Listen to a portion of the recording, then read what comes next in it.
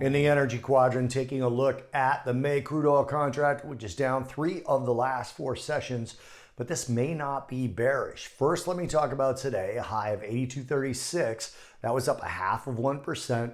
Low 81.43, that was down 0.63%, so definitely weaker today, and we finished near the lows, down a little bit more than 0.5%. But when you look at a crude oil chart, after rallying 4 of the last 5 sessions from March 13th through March 19th, we took a 3-day pause and retested support, which matches up with the rotational high on March 1st and March 4th, and the old resistance from November 1st through November 3rd of last year. Now, after breaking above those levels, the period of time from March 20th to March 22nd was a rotational retest of support.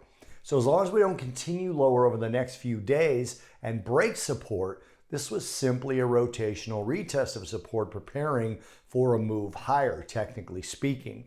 Now, on the fundamental side, according to the OPEC Secretary General, production cannot keep up with supply. In an interview done this morning with Emirati news agency WAM, OPEC Secretary General Haitham Al-Ghais said the oil industry will need a cumulative investment of $11.1 trillion in exploration and production by 2045 to keep pace with growing energy demand. Now, this is really information about energy demand, more so than the investment that's needed.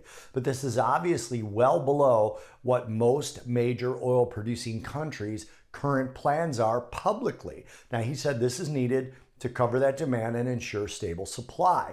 Now, this doesn't have much to do with today's move, but it could be a driver long term, so keep an eye on that. Also, looking at U.S. yields and the dollar is stable and actually came off the lows today, moving toward a positive close in the aggregate, and that's likely part of the reason that we stayed near the lows in crude oil today because of their inverse relationship.